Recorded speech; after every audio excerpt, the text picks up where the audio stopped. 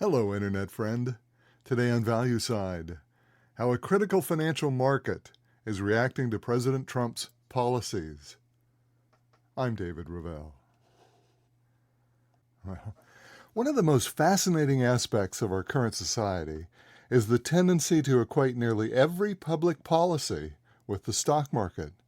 This is more than understandable, as many Americans have their future tied up in various financial accounts.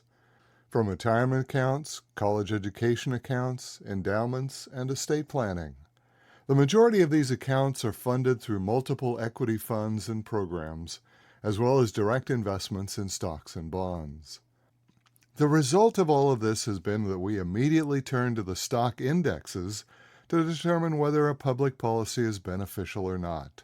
For instance, when President Donald Trump announced the first round of global tariffs on April 2nd, the market promptly swooned, with the Standard & Poor's 500 declining by 7% over the next week, a decline that has since been more than overcome.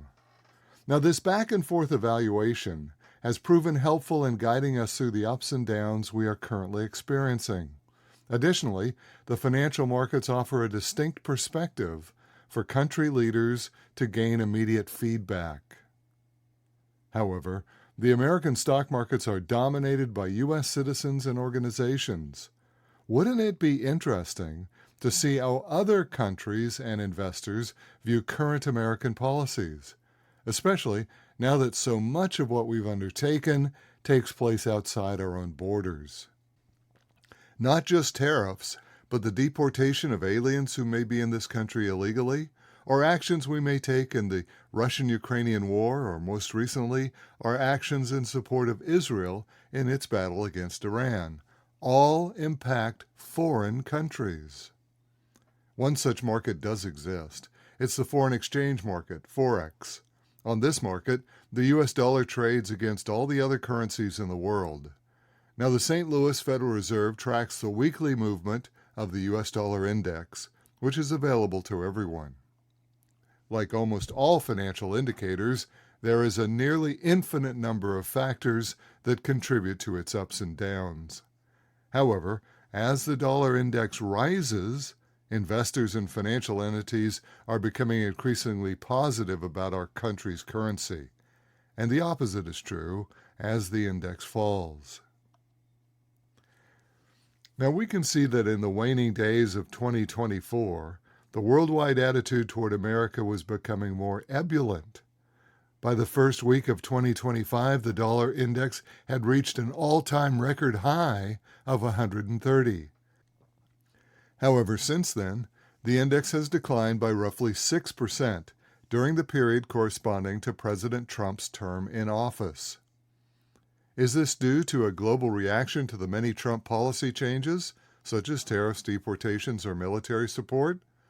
It's likely too early to make a definitive statement. The current markets may be responding to some of the gains made in the months following the election, but before the inauguration. Time will tell what the reason for the decline is. But two things are clear. First, imported goods will cost more as the value of the dollar declines, and this is above and beyond the effects of the added tariffs.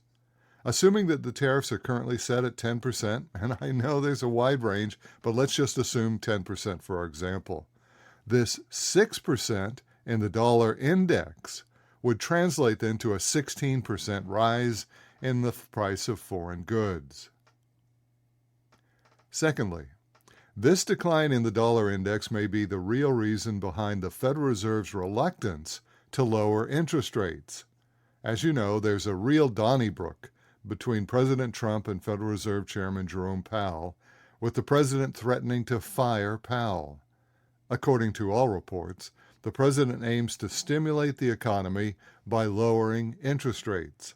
At the same time, the chairman appears to be concerned about inflation, which is currently declining. Unfortunately, the Fed chairman is at a disadvantage here. The Fed rarely lays all its cards on the table. There are often other issues that go unstated and influence the Fed's move. One of those is the relative performance of the U.S. dollar. As the central bank, the Fed is responsible for defending the dollar against a precipitous decline. And as we've seen, if the dollar continues to decline, imports rise, and that means increasing inflation, which is something the Fed has a congressional mandate to avoid.